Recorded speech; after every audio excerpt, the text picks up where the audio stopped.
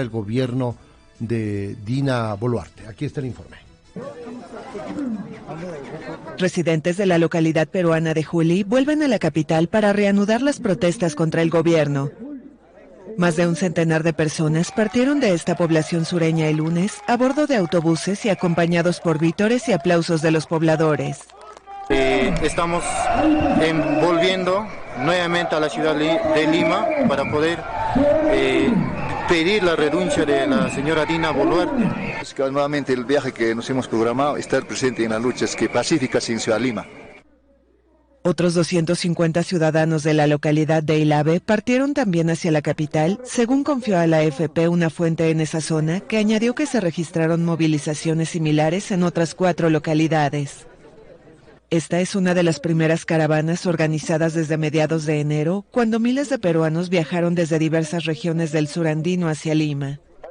Nos han pisado a nosotros los aymaras, entonces por lo tanto, hermanos, no vamos a permitir eso. Nosotros a nivel nacional pedimos solo una consigna, la renuncia inmediata de la usurpadora Dina Boluarte.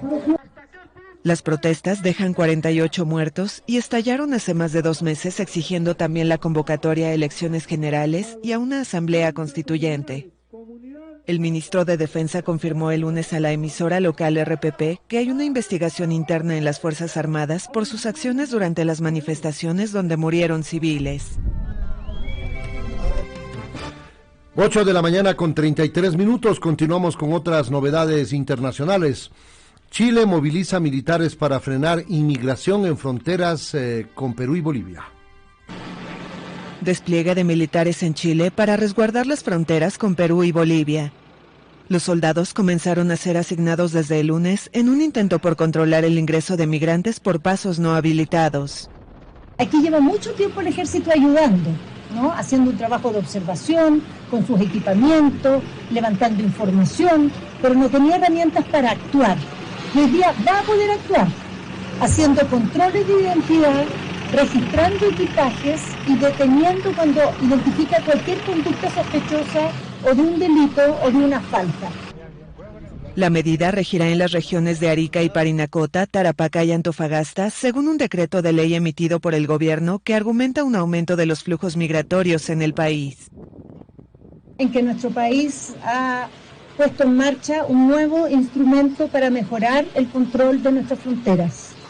Es un instrumento que tiene base constitucional, que le da al presidente de la República la posibilidad de solicitar participación de las Fuerzas Armadas en el despliegue del control fronterizo. El despliegue de militares en la frontera podrá mantenerse previo acuerdo con el Congreso una vez que terminen estos primeros 90 días. El Estado de Chile tenía un rezago. En el fondo nosotros tenemos en el norte una falta de Estado, un Estado insuficiente para las necesidades de esta región, de estas regiones, ¿no? Y nos estamos poniendo al día. Hace un año, el gobierno del entonces presidente Sebastián Piñera amplió una zanja de 600 metros construida 6 años atrás cerca de Colchane. Bandas criminales dedicadas al contrabando y al narcotráfico construyeron puentes para cruzarla que también fueron usados por migrantes indocumentados, principalmente venezolanos. 8 de la mañana con 35 minutos y para finalizar este espacio, este segmento de noticias internacionales, Estados Unidos le pide a México la extradición del hijo del Chapo Guzmán, Ovidio Guzmán. La justicia estadounidense solicitó la extradición del narcotraficante Ovidio Guzmán. Fuentes del gobierno mexicano informaron el lunes que Estados Unidos presentó una solicitud formal a la Cancillería y a la Fiscalía General con el expediente con el que se acusa al hijo de Joaquín El Chapo Guzmán. Guzmán hijo, conocido con el alias de El Ratón, fue detenido el 5 de enero en la ciudad de Culiacán en un operativo que dejó 10 militares y 19 presuntos delincuentes muertos. Es buscado en Estados Unidos por conspiración para exportar cocaína, metanfetaminas y marihuana. Tras su captura, Ovidio Guzmán obtuvo una suspensión judicial para impedir que fuera entregado de manera inmediata a la justicia estadounidense, pero el juez que otorgó este recurso dio de plazo hasta el 5 de marzo para que Washington presentara la solicitud de extradición. Autoridades y expertos en narcotráfico consideran que el hombre de 32 años, junto con 3 hermanos, heredaron el liderazgo del cártel de Sinaloa y se les conoce como los Chapitos. México, de su lado, acusa a Guzmán hijo por delitos contra la salud, portación de armas de fuego y existen indagatorias por delincuencia organizada.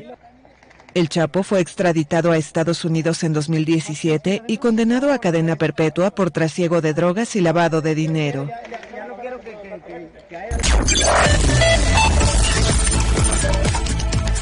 Aquí están los protagonistas de la información.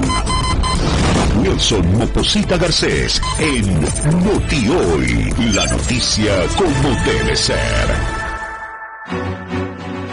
Estamos en vivo, 8 de la mañana con 37 minutos. Se ha logrado ordenar las finanzas públicas a nivel macro. El petróleo tuvo, por cuestiones externas e internas, un repunte. En el presupuesto del Estado estaba asignado $59 más o menos, 59.2 por barril de petróleo en el 2022, y alcanzó entre enero y junio más o menos $93 por barril, es decir, un 36% más de la proyección en el presupuesto del Estado. Y esa fue la tónica, con altos y bajos, del precio del petróleo a lo largo del año pasado. Y la reserva de libre disponibilidad se ha ubicado, de acuerdo a cifras exactas, a enero, en 9.353 millones, casi 10.000 millones de dólares. Que todo está ordenado, pero no se refleja en la gente. La gente está esperando todavía que esa bonanza, ese orden económico, redunde en nuevas plazas de empleo y en nuevas posibilidades de emprendimiento. No sé si es que le queda tiempo al gobierno para hacer esas rectificaciones y mirar los ojos hacia adentro, porque hacia afuera ya vemos que ha tenido resultados positivos. ¿Qué piensa Po Chung Lee, un destacado economista, catedrático universitario, analista que me acompaña a esta hora de la mañana? Po, bienvenido, muchas gracias. ¿Qué dice frente a este escenario que planteo muy rápidamente? Hay otras cifras que hay que mencionarlas, pero quiero primero su visión inicial sobre este panorama que está viviendo el gobierno y el país. Hola, muy buenos días. Gracias, Wilson, por la invitación. Sí, desde afuera tal vez estos datos son buenos. Y como decía usted mismo, Wilson, tenemos un problema ya a nivel interior, ¿no? Todos los gobiernos que han logrado tener bonanza en sus exportaciones, ya sea por cacao, café, banano, en sus días, por más mal gobierno que eran, les iba bien, ¿sí? Porque aumentar el gasto gubernamental siempre tiene sus réditos, ¿no? Tiene este efecto multiplicador de que el ingreso de uno es del gasto de otros y la economía es circular y a todo el mundo le iba bien. La otra realidad también es que cuando usted tiene petróleo alto en nuestro caso, también tiene más acceso a créditos y esto ha estado implicado de que este gobierno no quiere endeudarse más, aunque lo necesite, ¿no? Si es que vemos el estado. ¿Pero es una actitud responsable o irresponsable? Porque podría verse de las dos maneras. Responsable porque no quiere más deuda que la que ya tenemos, que la que ya heredó. Y irresponsable porque necesita esos recursos para poder atender a sus pobladores. Así es. Hágase 3 preguntas cuando se endeuda, ¿sí, no? ¿Para qué me endeudo? ¿En qué momento me endeudo? ¿Y quién va a tener mi deuda? ¿Quién va a pagar la deuda? Bueno, ¿quién va a pagar? Es nosotros siempre. Nosotros mismos. Pero a quién le debe es importante, porque si es que es una deuda interna, supóngase que es una deuda donde le dice ecuatorianos a todos que tengan ahorros, yo estoy emitiendo bonos y le estoy pagando, 7%, pero no, estos 7% no solo es para mí, sino es para el resto del país y usted está contribuyendo a la patria. Entonces, los deudores en ese caso son los ecuatorianos y ahí no vienen estas condiciones de que abraza libre mercado, privatice, reduzca el tamaño del Estado, etcétera, etcétera. Entonces, a quién le pide prestado es importante. Japón, por ejemplo. Uh-huh. Japón tiene 200% del PIB en deuda y usted no oye que Japón está en crisis. Pero Japón, ¿por qué puede endeudarse tanto? Es porque esa deuda son del pueblo. los tiene capacidad de pago. Tiene capacidad de pago y se refleja en los servicios que recibe la población. Entonces se ha confiado el pueblo en que si yo le presto al gobierno, primero siempre me paga lo que me debe y me da interés. Y recibo estos servicios que son, pero de excelencia mundial. Entonces, ese contexto es importante, ¿no? ¿Para qué es importante endeudarse? Porque en el caso estamos saliendo de una crisis. Entonces necesitamos recursos. Lo de la pandemia y todos estos elementos internacionales, la guerra de Rusia contra Ucrania y todos... Todo eso nos afecta a nuestras exportaciones, al sector productivo, nos afecta, digamos, a dar los servicios básicos que necesita el país. Y ese es un contexto excelente para endeudarse y luego pagar. La gente también le presta, los organismos internacionales, si es que tiene buenos proyectos que están relacionadamente directo a una reactivación post-pandemia, se lo prestan. Entonces, cuando pedir prestado es cuando estamos en crisis, no cuando estemos bien. Y no estamos bien. Ahora, si es que no hay inversión pública, si es que no hay ejecución de obras al interior del país, no hay esa generación de nuevos empleos y esa sensación de que los recursos están goteando o chorreando de la macroeconomía a los bolsillos de los ecuatorianos. Así es.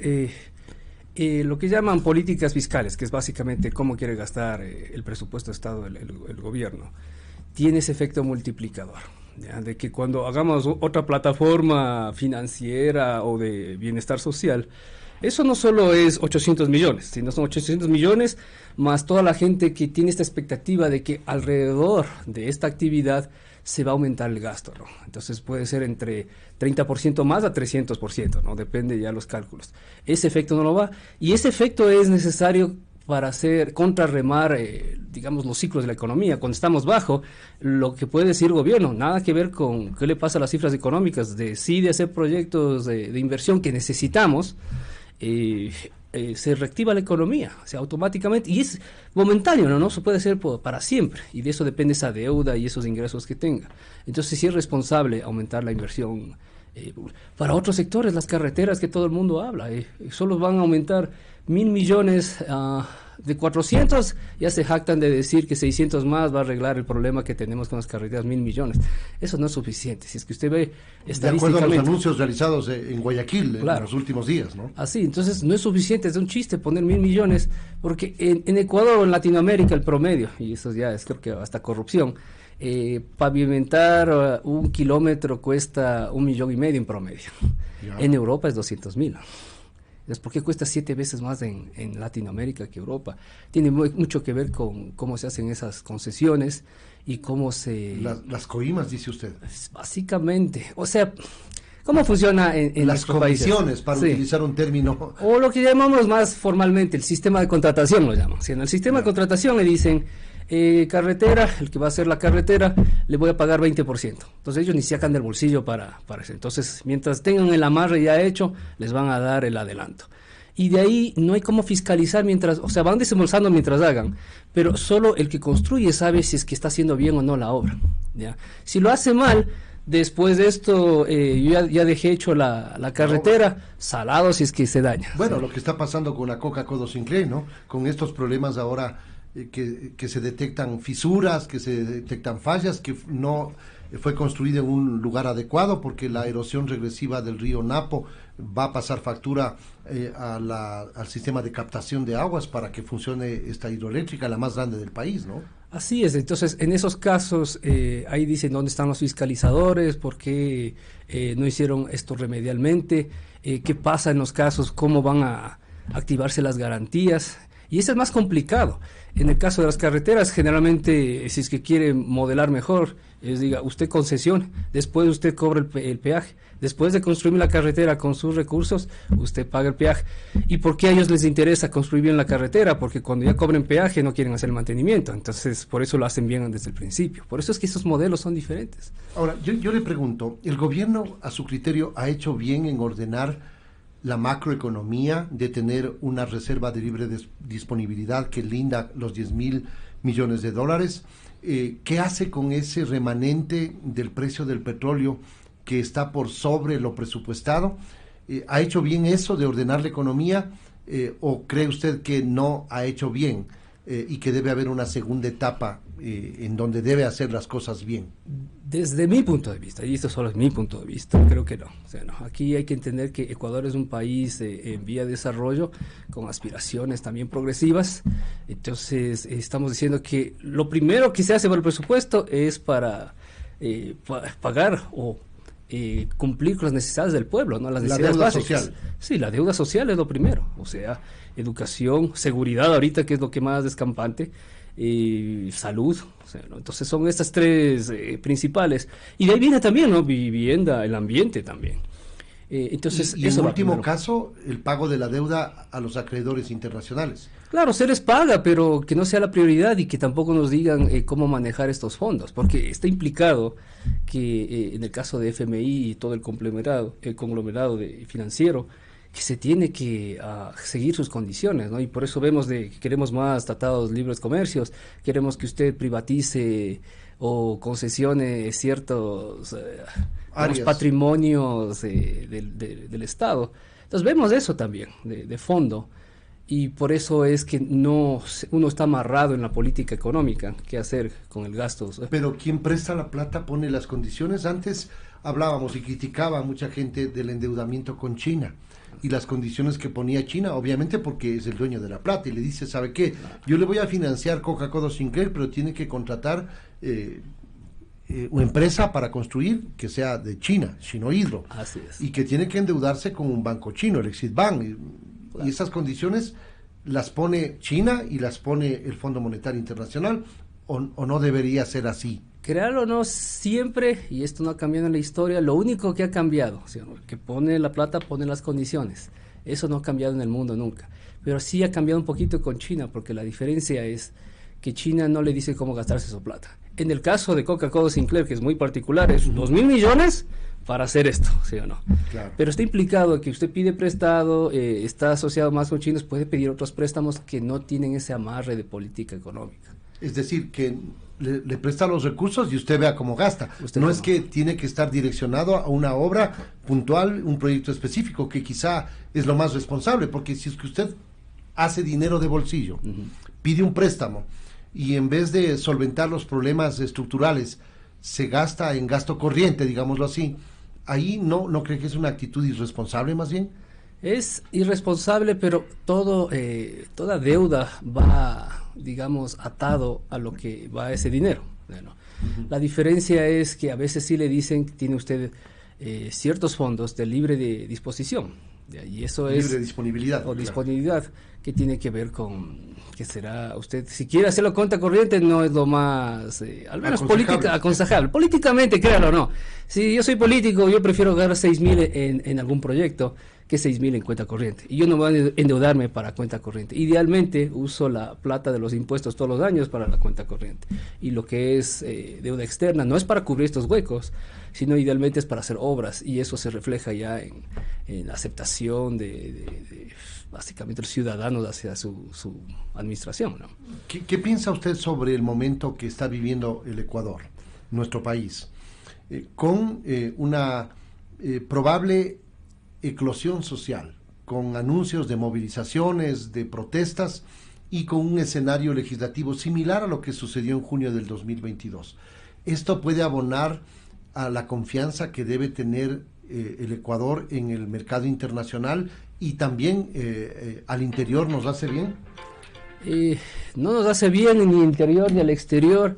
Yo creo que ese riesgo país que está más de los 1.600 ya le está diciendo que esas cifras macroeconómicas parece que no sirven de nada.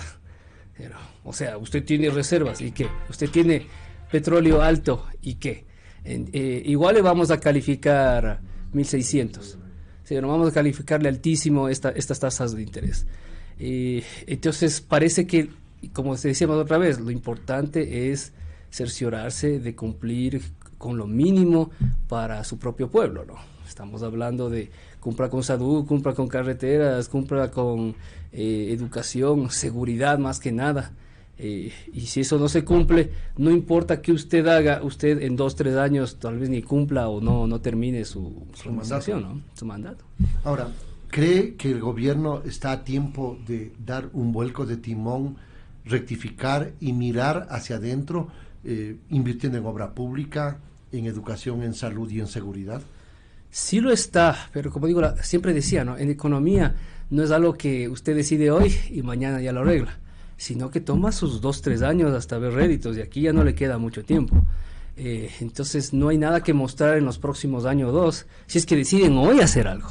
Y eso que nos preocupa, ¿no? Es la parte de inestabilidad. O sea, estos anuncios deberían haberlo hecho ya desde principios del mandato, ¿no? De que sabemos que hay todas estas carreteras que no han arreglado, sabemos que todos los hospitales no tienen medicinas, no tienen médicos, sabemos que hay una falta de maestros, hay mucha deserción estudiantil.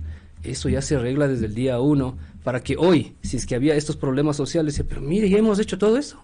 Mire, la gente está regresando a las escuelas. Mire, la gente tiene sus medicinas. Mire, la gente ya puede viajar. El gobierno no tiene que mostrar a esta hora. No tiene que mostrar, porque ya pasaron 2 años cuando esto debía hacerse desde el día 1.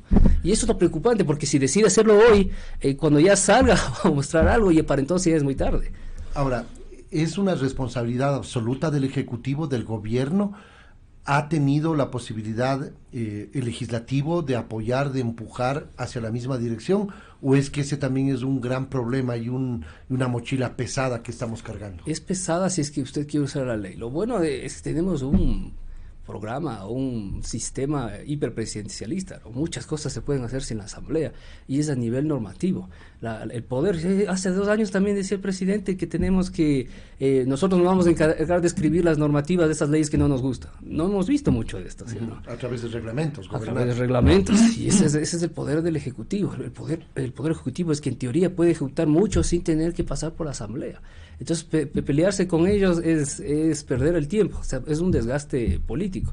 Mejor sería ejecute, muéstrele al pueblo que usted está haciendo su trabajo, y al mismo tiempo, si es que queremos trabajar con la asamblea, trabajemos en leyes donde todo el mundo puede estar de acuerdo. Hay que entender que también se ha deshecho de sus alianzas, ¿no? El Partido Social Cristiano, une siempre, Pachacuti y IDE siempre estaban tambaleando. Entonces es complicado trabajar con gente que no es de su alianza, o al menos ideológicamente no lo es. Pero entonces el país también tiene muchas leyes que quieren cumplir. Por ejemplo, en esto, recién que pasaron, esta de transformación digital, casi todo el mundo votó a favor. Entonces búsquese esas leyes donde sabemos que todo el mundo va a estar de acuerdo, y los dos quedan bien, ¿no? El ejecutivo y el parlamentario quedan bien. Pero eso es política, ¿no? Buscar armonía de alguna manera. Ahora, ¿por qué razón, siendo materias delicadas, coyunturales y que nos afectan, la población, a su criterio, ya no en el ámbito económico, y con esto termino, en el ámbito político, ¿por qué le dijo que no a una consulta popular? ¿Por calificar una gestión y no por opinar sobre los contenidos de una consulta popular? En general sí, porque usted le pregunta al promedio de la gente, el otro tercio de los votos eran los indecisos blancos nulos, ¿no? Entonces, eso ya le dice que, mire, en consultas en otros países desarrollados se hace una sola pregunta y es muy clara, ¿no? ¿Quiere entrar o salir del Brexit, ¿sí? De la Unión Europea? Ya, así de simple, ¿quiere o no? Y no vienen con anexos que nadie va a leer, ¿no? Y mucho de los, si se pregunta ya mejor a expertos, usted que tiene el acceso al constitucionalismo, mucho de estas reformas ya estaban en la Constitución, se dicen los expertos. Entonces, realmente era así, un apoyo o no a la gestión del presidente, porque si le pregunta al promedio del ciudadano a pie, le va a decir que no yo no estoy de acuerdo o no entiendo. Y si no entiendo, yo no voy a votar a favor. Así de simple. Ajá, así de simple. Gracias, Po. Muy amable. Muchas gracias por darnos estos minutos de este espacio. Po Chung Lee es catedrático universitario y analista económico. Nos vamos a la pausa y regresamos con la parte final. No se vayan. Noti Hoy, la noticia como debe ser.